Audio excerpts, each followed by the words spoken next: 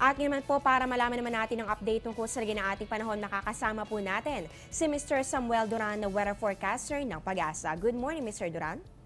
Good morning, Amor, at sa lahat po ng ating mga kababayang taga-subaybay. Magandang umaga po. Mr. Duran, ilang araw na lamang po mula ngayon ay magpapaalam na tayo sa buwan ng Nobyembre. May inaasahan pa ba tayong bagyo na susunod dito kay Bagyong Zoraida sa mga natitirang araw ng buwan na ito? So ngayong November, actually nakakota na po tayo dahil nagkaroon na tayo ng 3 bagyo. So meron pa tayong 10 days ngayong November. So possible pa rin na meron pa rin tayong aasahang isa pang bagyo bago po matapos ngayong November. Ayan po mga kababayan, narinig naman po natin na hindi pa rin po natin inaalis itong posibilidad na meron pa nga posibleng sumunod na bagyo dito kay Bagyong Zoraida. At yan po ay papangalanan naman natin na alamid. Pero sa ngayon naman po ay patuloy po tayo magmumonitor sa lagay ng ating panahon. At eto naman Mr. Duran, itong mga nakaraang araw naman po ay nagsimula na ang pag-iral ng tail end of a cold front. So ito po ba ang tail of a cold front para po mabigyang linaw ang ating mga kababayan? Ito po ba ay hanggang saan po ba pwedeng umabot itong epekto ng tail end of a cold front na ito? Ito po ba ay hanggang Luzon lamang o posible pong umabot din ito sa Visayas at maging sa may Mindanao area? So ito pong tail end ng cold front ay usually kapag depende po ito sa tinatawag nating low pressure area na kung saan nagmumula yung frontal. Ito pong tail end natin ay usually umabot yan dito sa may Caraga region, sa may northeast po ng Mindanao. At usual nagbibigay ito ng mga malalakas na paulan. So depende lang po sa tinatawag nating frontal na kung minsan po ay nagmumugto pa eastward.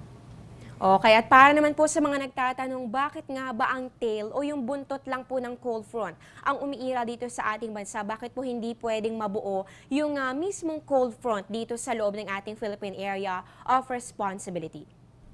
Yung cold front po natin ay usually nakaka-apekto din po yan o umaabot dito sa may extreme northern Luzon. Pero yung cold front mismo ay hindi po yan umaabot dito po sa tropics kung tawagin natin dito po sa Pilipinas dahil po yung temperature gradient natin or yung pagkakahati ng dalawang temperatura ay hindi ganun yung malaking diferensya. So nangyayari lang po yung mga frontal dito po sa mga mid-latitude o sa taas pa ng Pilipinas, usually sa mga 4 seasons po na mga bansa.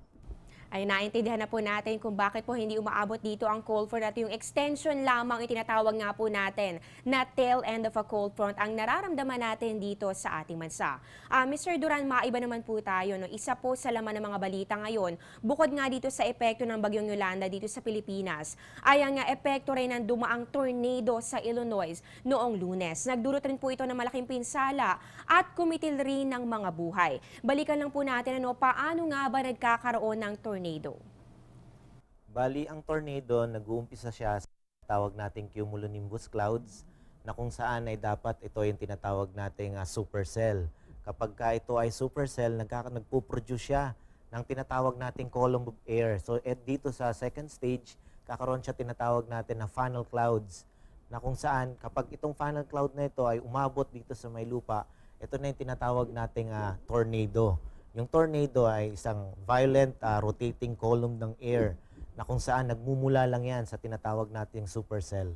At dito naman po sa Pilipinas, hindi naman po ganun kalalakas yung mga tornado natin. Although meron tayong mga reports ng mga tornado, ngunit base po sa sinabi ko kanina, yung pong temperature gradient ng dito po sa Pilipinas ay hindi po kasing laki compare po sa ibang bansa. Kaya yung napoproduce natin mga tornado dito ay less destructive at saka usually hindi po nagtatagal. Ayan po, at napaliwanag naman po ni Mr. Duran kung paano nga ba nagkakaroon ng tornado at ano ba yung pagkakaiba ng tornado dito sa ating bansa kung ikukumpara po natin sa ibang mga bansa katulad nga po na nangyari dito sa may Illinois. At Mr. Duran, marami po ang nag-aabang dito. Ano nga ba ang magiging lagay ng ating panahon para sa araw na ito ng Miyerkules?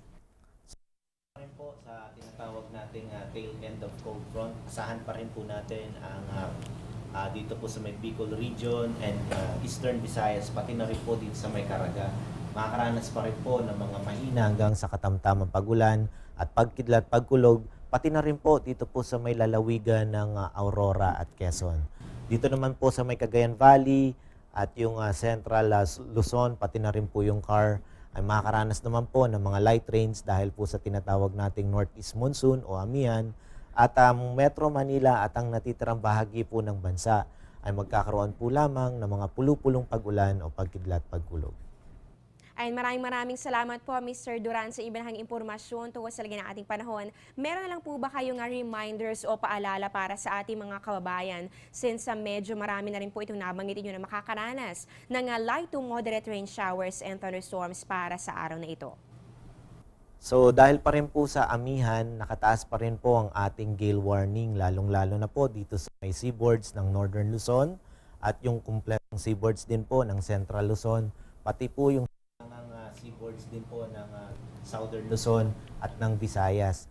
Magkakaroon po tayo dito ng matataas na mga pag-alon na umabot po na usually 4.5 to 5 meters na dahil po ito sa generate na hangin na mula sa Northeast Monsoon. Kaya po paalala po natin sa mga kababayan po natin mayroon pong maliliit na sasakyang pandagat na huwag po munang pumalaot dahil po malalakas yung alon dyan at malalakas din po yung hangin. Natunghen nga po natin si Mr. Samuel Duran na weather forecaster ng Pag-asa.